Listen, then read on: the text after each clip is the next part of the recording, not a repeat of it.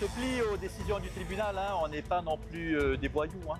Donc on se conforme à la législation et donc voilà, le juge a statué.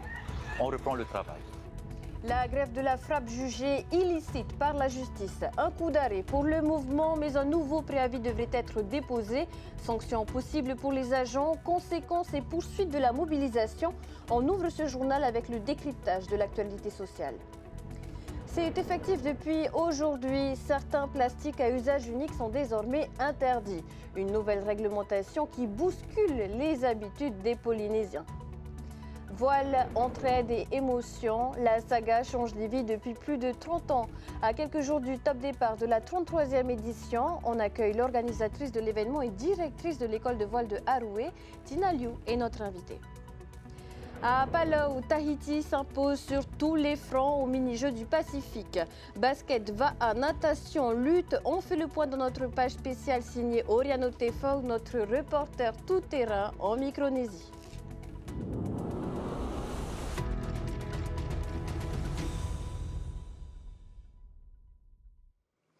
Bonsoir à tous. Coup d'arrêt pour la frappe. Le tribunal de première instance a jugé illégale la grève générale relancée par la fédération. Suspendue en janvier, le mouvement ne respecte pas les règles, mais la frappe ne désarme pas et compte déposer un nouveau préavis. Quelles sanctions pour les agents grévistes et quels recours pour les usagers impactés? Éléments de réponse avec Nicolas Pérez et Samte Naoré. La justice a dit stop à la grève générale de la frappe. Le tribunal de première instance a jugé la grève illicite. Ce mouvement de grève tel qu'il avait été engagé sans ce nouveau préavis est illicite et il enjoint par conséquent à la frappe de cesser immédiatement ce mouvement de grève sous astreinte de 1 million de francs par jour de retard.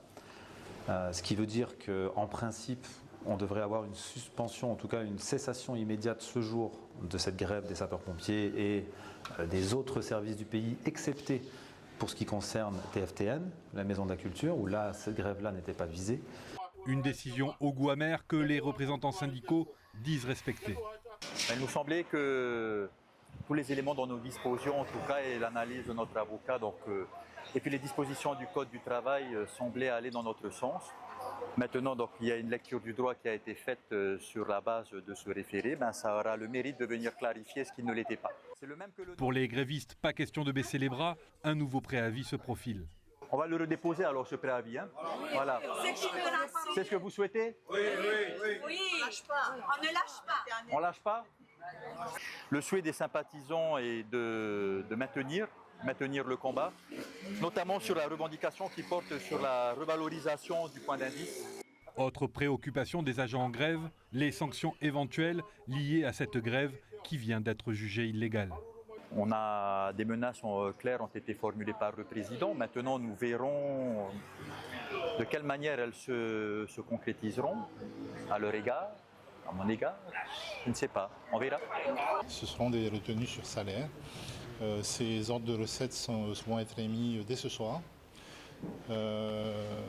Et par la suite, dans un deuxième temps, une fois que l'ensemble des dommages pour le service public auront été qualifiés et quantifiés, eh bien, nous entamerons les procédures indemnitaires, à la fois individuelles et vis-à-vis du syndicat. Une note qui pourrait s'alourdir pour la frappe, puisque certaines sociétés de la place impactées pourraient demander réparation. Si une compagnie s'estime lésée par ce conflit, elle peut soit porter plainte contre la frappe directement. Si toutefois elle avait l'inspiration de le faire contre le pays, eh bien le pays se retournerait contre le syndicat dans ce qu'on appelle une action récursoire. Ils sont nombreux à en faire les frais. Professionnels et particuliers ont subi les conséquences du mouvement relancé par la frappe. Si certaines liaisons aériennes ont pu être assurées, c'est toute la mécanique du transport domestique et du tourisme qui a été chamboulée. Aux Marquises, aux Australes et dans d'autres îles, des séjours ont dû être annulés ou reportés. Reportage de Thomas Chavrol. Depuis 2 jours, les annulations et les reports de séjours se multiplient. Dans les pensions de famille, aux Australes ou dans les hôtels aux Marquises, on accuse le coup.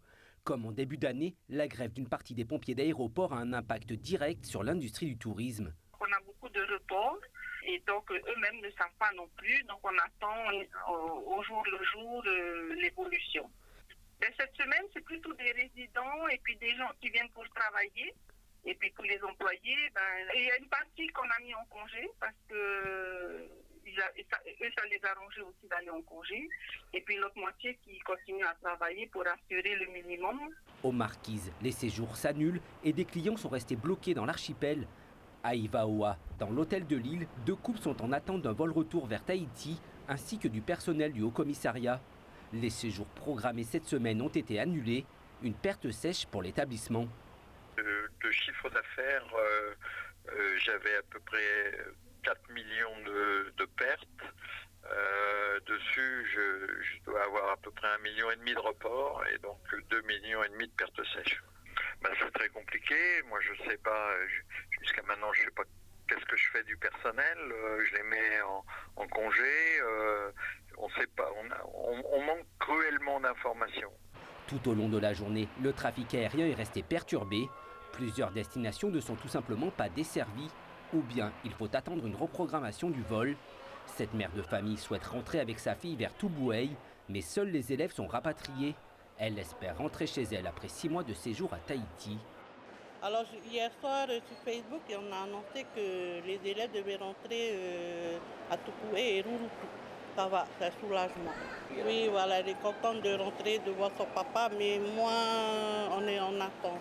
Il faut vraiment que je rentre 6 mois, c'est lent quand même. Hein. Pour d'autres, c'est le soulagement. Ces touristes italiens se rendent à Tikeo. Le vol a été maintenu. Déjà une bonne nouvelle. Au moins, on n'a pas le voyage qui est annulé. Donc ça peut déjà être une bonne nouvelle, seulement ça, même si c'est en retard de 45 minutes. La grève, jugée illicite, a de quoi rassurer les compagnies aériennes pour les jours à venir. Mais 1500 élèves sont dans les archipels. Mais 1500 élèves dans les archipels ne sont pas encore rentrés dans leur famille. 500 touristes seraient aussi en attente d'un vol pour poursuivre leur séjour ou rentrer vers Tahiti. Pas de doute sur la légalité de la grève à la Maison de la Culture. Le gouvernement a appelé les agents à la table des négociations à 17h. À 2 jours de l'ouverture du Heiva et Tahiti, près de la moitié des agents suivent le mouvement impulsé par la frappe. Des grévistes qui se disaient ouverts à la discussion dans la journée. Reportage de Laure Philibert. Il est installé à l'entrée de la Maison de la Culture. Le piquet de grève regroupe près de la moitié des employés de la structure.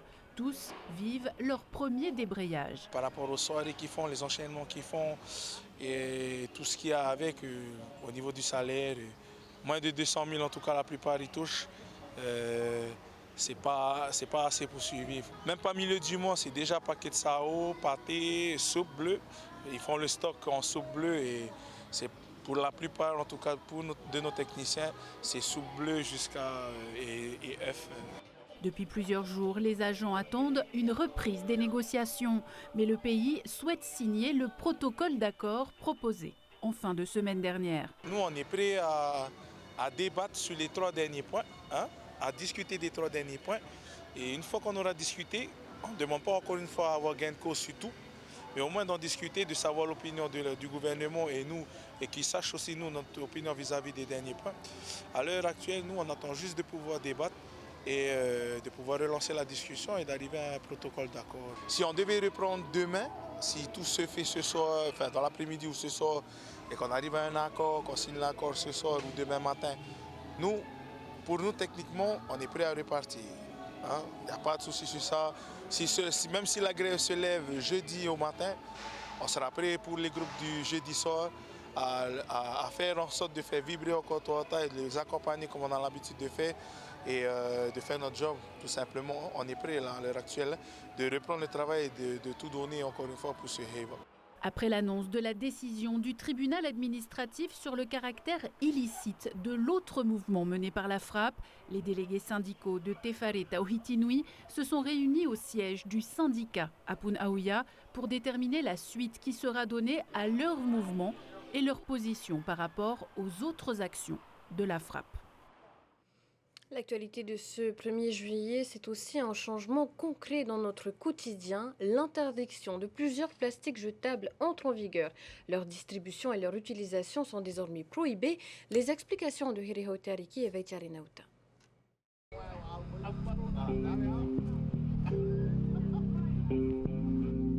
À partir d'aujourd'hui, fini les gobelets, assiettes, boîtes alimentaires et couverts en plastique à usage unique. Cette nouvelle loi du pays vise à réduire notre impact environnemental. Depuis l'annonce de l'interdiction en début d'année, certains professionnels se sont déjà adaptés. Fabrice, gérant d'une société de distribution de contenants, a retiré tous ces produits plastiques de ses rayons pour proposer des alternatives plus écologiques.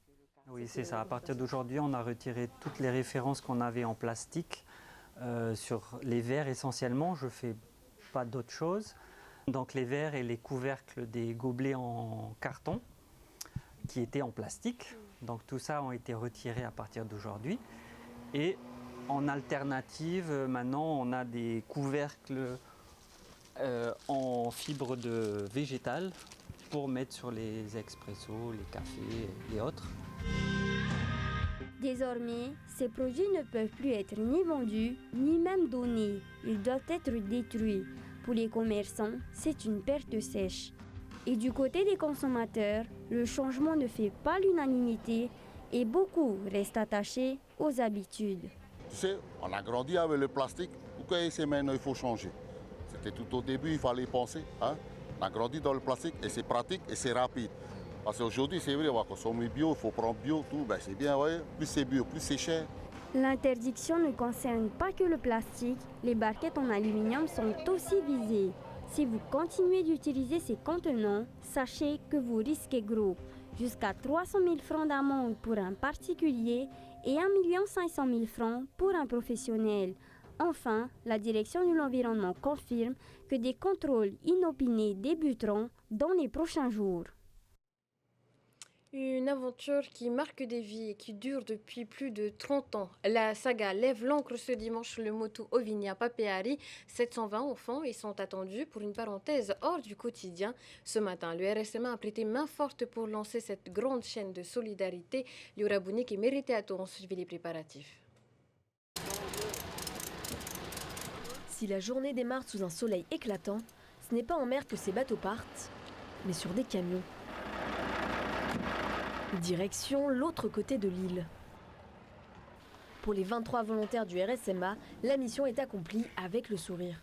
Nous faisons partie de la préparation de la saga. C'est ma première année au RSMA, du coup c'est ma première fois à la saga. Et je pense que moi et ma section, on est assez dévoués pour réussir cette mission à bien et faire en sorte de pouvoir transporter tous ces bateaux en sécurité sur Papeari. Portés, chargés et sécurisés, l'opération se répète bateau après bateau. Au total, 6 camions seront nécessaires. On a 43 katas, 33 optimistes qui sont déjà partis à Papeari avec un premier groupe du RSMA. Et nous, on va rester là pour charger le reste des bateaux. Et cette mission a une valeur particulière pour elle. En 2013, Teretia participait à la saga en tant qu'élève cette fois. Une expérience qui lui a permis de découvrir sa passion. Aujourd'hui, transmettre est une priorité.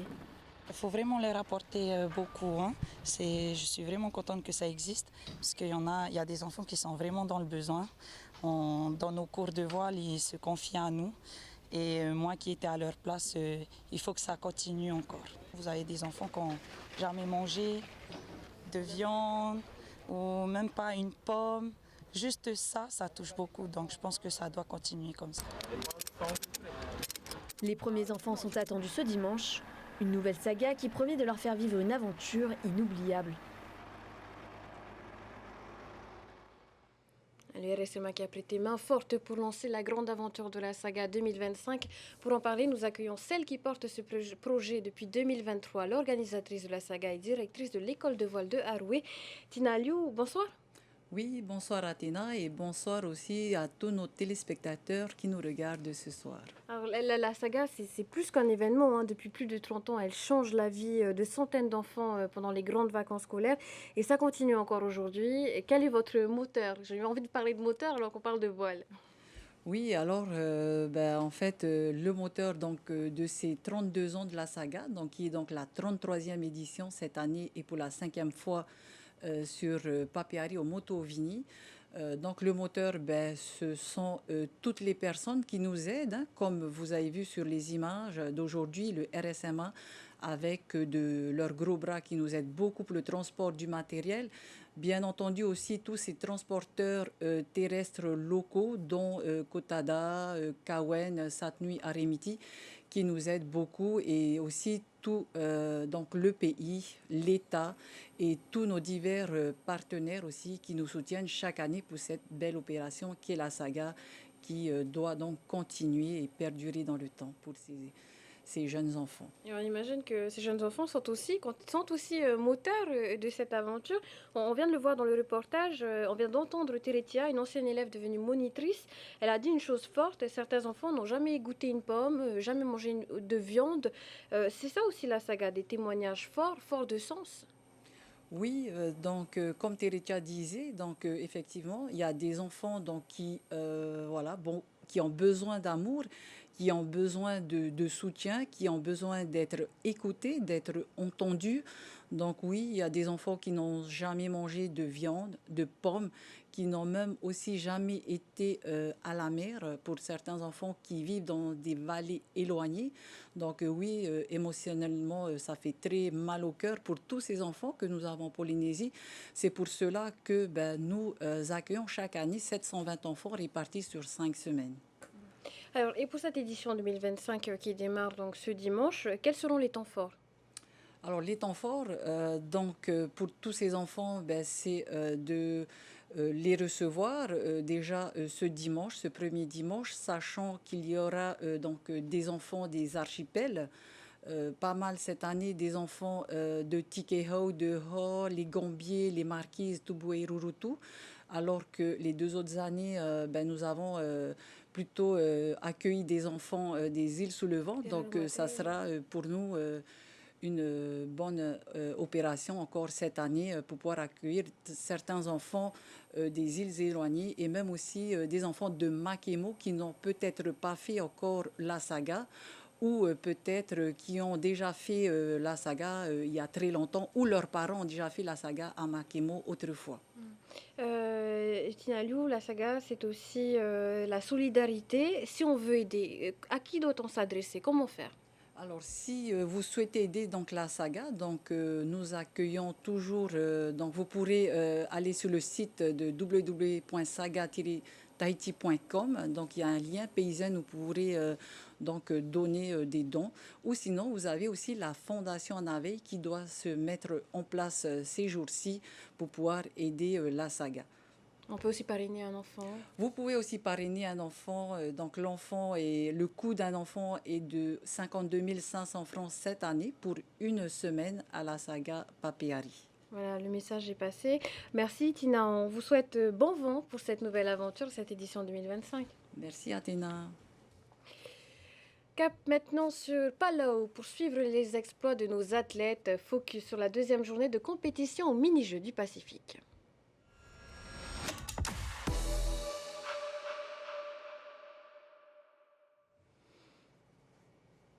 Carton plein pour les rameurs tahitiens qui décrochent 3 nouvelles médailles d'or lors des épreuves de V6 sur 500 mètres.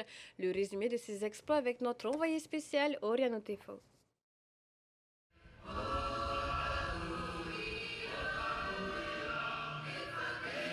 L'hymne tahitien résonne une nouvelle fois sur la place de Miyuns Ramp à Palau.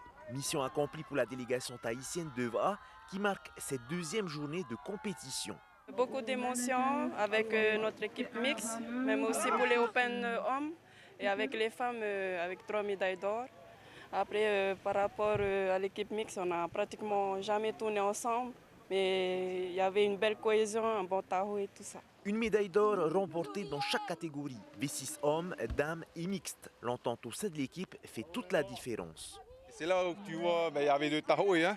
Il y avait une bonne union entre nous, il y avait une bonne synchronisation et je pense que c'est ce qui a fait la différence encore, le tahoe, avec les jeunes, avec les femmes et voilà.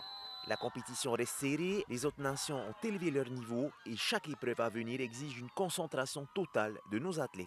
Oui, c'est pas fini. On voit bien que les autres pays ont monté de niveau quand même. Hein, parce que quand on regarde toutes les finales aujourd'hui, aux 250 mètres, ils sont à côté.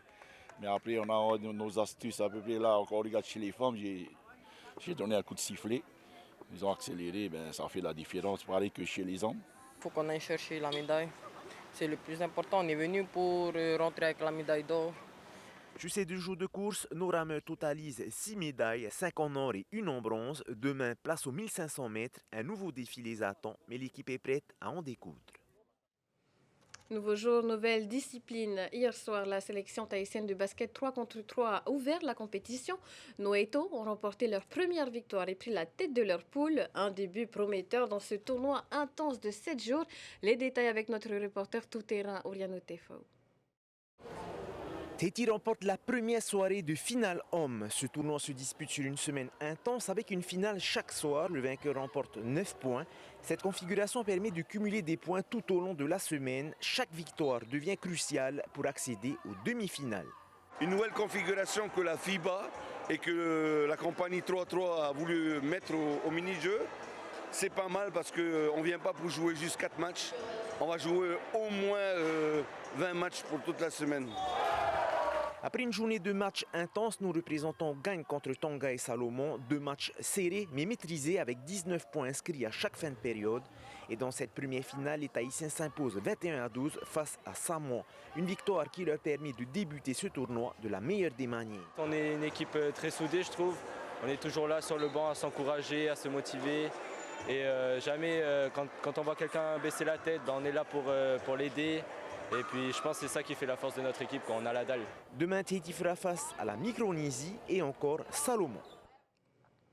Nos athlètes tahitiens ont aussi brillé dans 3 autres disciplines. À Palau, en lutte, ils comptabilisent 3 médailles d'or, 3 médailles d'argent et 1 médaille de bronze. Au tir à l'arc, 3 médailles d'or, 1 médaille d'argent et 2 médailles de bronze. Et enfin, en natation, 5 médailles d'or et 2 médailles d'argent. Avant de clôturer cette édition, regardons ensemble le tableau des médailles au 2e jour de la compétition.